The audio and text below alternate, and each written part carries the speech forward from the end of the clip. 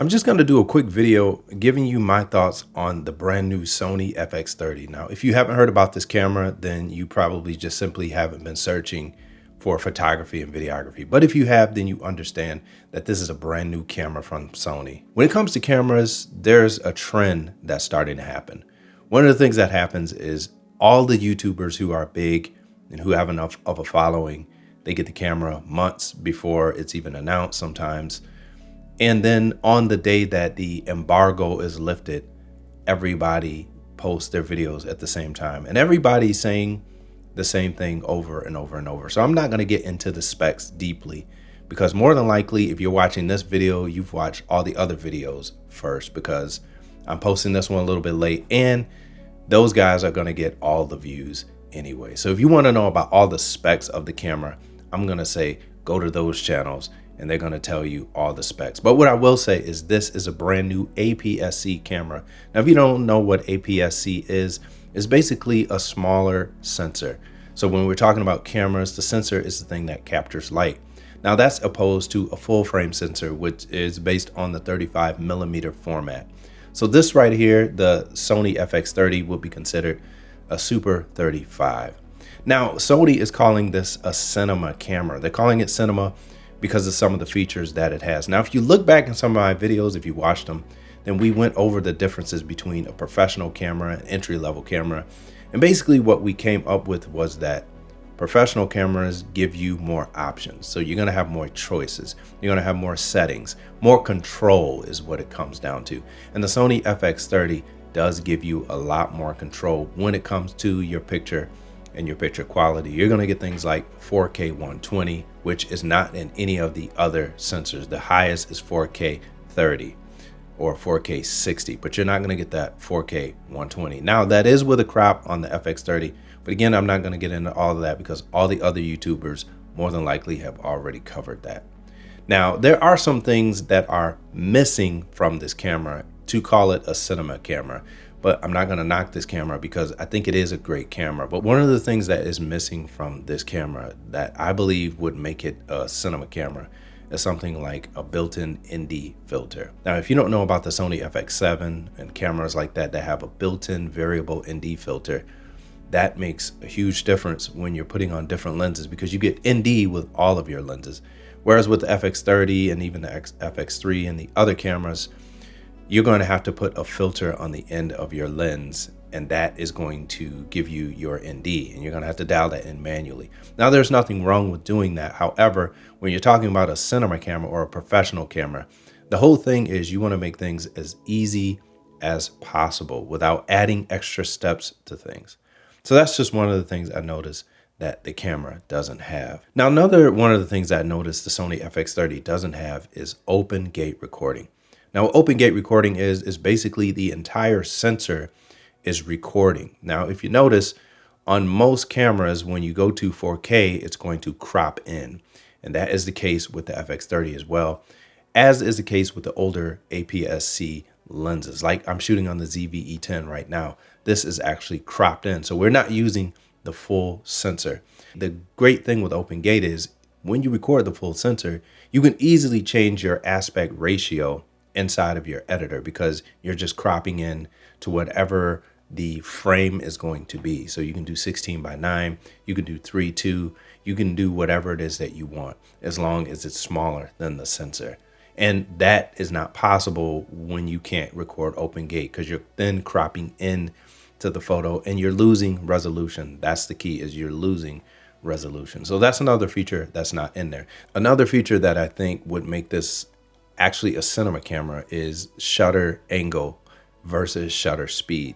Now, most of us understand shutter speed as when we set our frame rate to 24 frames per second, then we're going to set our shutter speed as double that.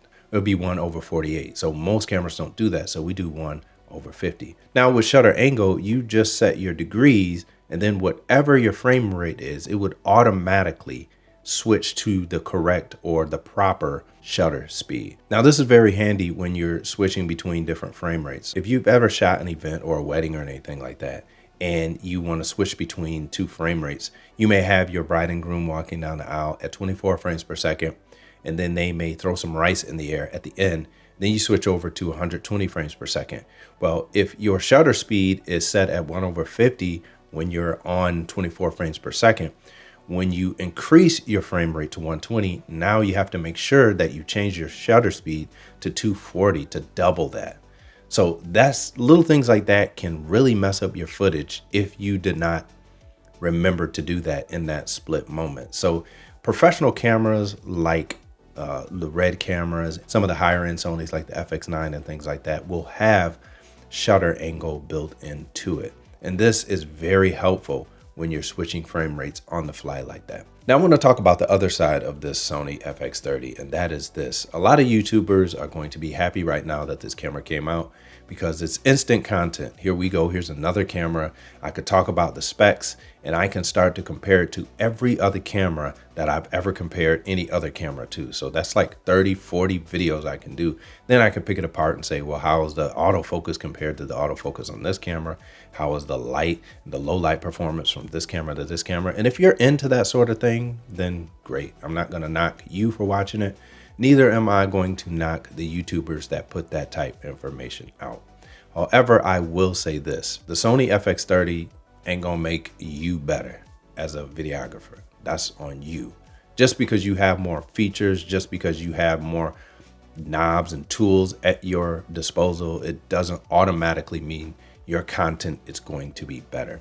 I think this camera is going to be best suited for someone who already is in the groove of creating content, whether you're doing weddings, documentaries, events, whatever it may be. But if you're just sitting around and you're waiting for the best camera to come out and you want to do YouTube with the camera and you have a phone and you haven't posted one video, you can get the camera, sure, but this isn't going to change anything about your progress at all. Now, a lot of the YouTubers will have you believe that because they're going to say, well, you need to compare this camera and you need to compare all of these cameras before you can make the right decision.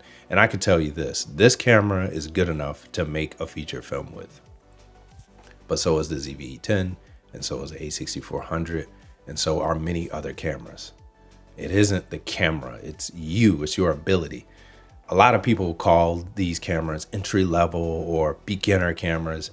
And although I understand where they're coming from, the truth is that you can use any of these to make professional quality content, but you have to put the time into it because you have to know your lighting, you have to know audio, you have to know editing, color grading, color correction.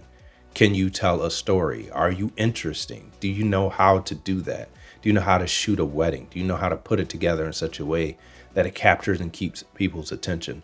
These are the things that matter. So I would encourage you to watch people like YC Imaging, Mark Bone, people who actually do work with their cameras, not someone who is taking their cameras in a backyard and saying they're going to do a vlog and they walk 10 steps in a circle and they're holding up a camera and they shine on the light, testing A/B cameras to see if this one looks better and looking pixel peeping.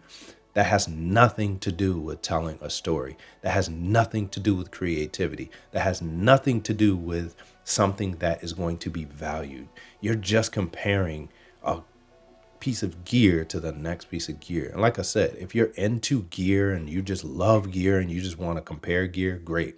But don't believe that you're going to buy the Sony FX30 and all of a sudden you're going to just get creativity. This is not creativity in a box. The story that you want to tell or the concept that you want to convey is already inside you. The Sony FX30 doesn't give you that. All the Sony FX30 does is give you the tools and the means to make that vision inside an actual reality. But if you have never created, if you have never done an event, if you have never shot a wedding or even made a YouTube video and you're just strictly looking at cameras, trying to find the best camera, it doesn't matter what camera you use. I did a video on this camera not too long ago. This is a 15-year-old Canon point and shoot camera. Crappy video quality. Nothing about this thing is really good, but you can still use it to tell a story. You can still use it to create content. But like I said, if you've never created content, this is going to be better than not creating content at all. So those are my thoughts on the Sony FX30. So now you're probably saying, well, should I get the camera? Well, sure, you can get it. Go ahead. I don't don't see any problem with getting it. It's a great camera. Like a lot of other YouTubers have said, there's a lot of good features on it. But the question you should ask yourself is, if you get it, what are you going to do with it? Are you just going to have it and then watch videos about it and watch videos of how it compares to another camera? Because I can tell you in 6 months to a year from now, there's going to be another camera that the FX30 is going to be compared to. There's going to be a successor to that camera or another camera from another manufacturer. There's always going to be new cameras coming out. And this channel will not be one of those channels where I'm just A-Bing cameras, because I don't see a point in it. Yes, it gets views. Yes, people are making money from it, but I don't actually see that as being creative and creating content that's valuable for people as a whole. Again, I'm not knocking anybody who does that. Do you? I wish you nothing but the best here on YouTube, because this thing is hard. But anyway, let me know your thoughts down below. And until next time, I'll holler at y'all later. I'm out. Peace.